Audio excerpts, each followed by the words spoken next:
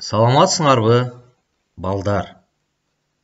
Мен Жетиген мектеп лицейінің директоры Ахматов Кыялбек агайыңар. Силерге мен сүйгөн жомок деген рубриканын алдында күн сайын жомок айтып бермекчимин. Бүгүнкү жомогубуздун темасы Дарман чоң ата жана анын балдары.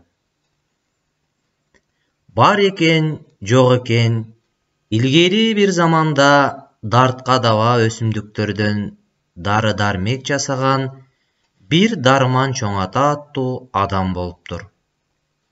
Дарман чоң ата дарылаганы үчүн кедей кембагалдардан эч кандай ак албаптыр. Жана анын дарыларын ичкен оорулуу адам тез эле сакайып кетчү экен. Мына ошол Дарман чоң атанын 4 баласы болуптур. Бир күнү чоң ата балдарын жанына чогултуп, бул иш сабырдуулукту талап кылат. Убагы келгенде чыныгы сабырдуулугун көргөзө алганыңарга дары чөптөрдүн сырын үйрөтөм дейт.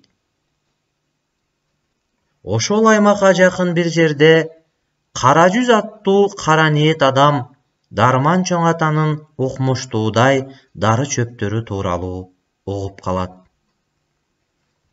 Анан ал дары чөптөрүнүн жасалуу ыкмасын үйрөнүп алууну каалайт. Эгерде мен дары чөп жасаганды үйрөнүп алсам, адамдар менден сатып алууга мажбур болушат. Ал эми мен кымбат сатып, кыска убакытта аябай байып кетем деп ойлонот Кара жүз. Бир күнү балдары үйдө жокто акырын жашырынып барат Дарман чоң атаны үйүнөн кууп жиберет. Ошентсе да Дарман чоң ата балдарына кичинекей кагазга бир нерсе жазып калтырганга жетишет. Кечинде үйгө келген 4 уул атасынын жазганын табышат. Ал кагазда болгону Кара жүз деп жазылган болот.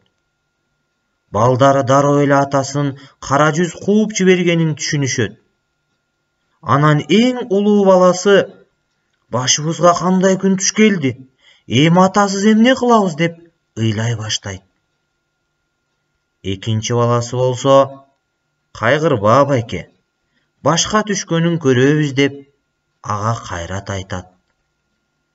Үчүнчүсү, мен ал Кара жүзгө көрсөтөм деп ачууланган бойдон үйдөн чыгып кетет.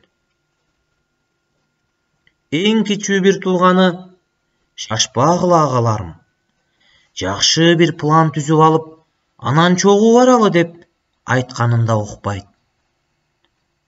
Дармандын балдары келээрин сезген Кара жүз үйүнүн айланасына толтуруп тузактарды коюп салган эле. Дарман чоң атанын шашылып келген 3-чү баласы ал тузактардын бирине түшүп калат.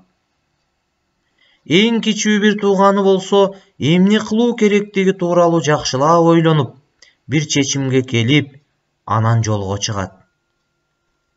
Ал алгач Кара жүз тууралуу маалымат топтойт. Үйүнүн айланасындагы тузактар тууралуу иликтейт. Андан кийин анын үйүн көзөмөлгө ала баштайт. Анан бир күнү Кара жүз үйүнөн чыгаары менен тузактарды бир текшерип көрүп, акырын айланып өтөт атасын жана агасын куткарат. Анан баары чогуу үйлөрүнө келишет. Дарман чоң ата балдары менен кучакташып көрүшөт балдарым, чыныгы сабырдуулугун көрсөткөнүңөргө дары чөптөрдүн сырын үйрөтөм дегем. Эң кичүү иниңер чындап эле сабырдуу болуп иш кылды. Ыйлаган жок, тагдырга башын ийип калган жок, ачуусу менен дароо иш кылганга аракет кылган жок. Жакшылап ойлонуп, эмне кылуу керектигин пландап алуу менен туура иш кылды. Мен эми сырымды ага үйрөтөм дейт. Улуу 3 бир тууган өз каталарын түшүнөт атасынын айтканына каршы чыгышпайт. Мына ошентип алар бактылуу болуп, ынтымакта жашап калышыптыр. Урматтуу балдар, көрдүңөрбү? Сабырдын түбү сары алтын дейт. Ушул жомокта айтылгандай, силер да ар дайым сабырдуу болсоңор, ийгиликке жетишесиңер. Анан албетте ата-эненин айтканын угуш керек.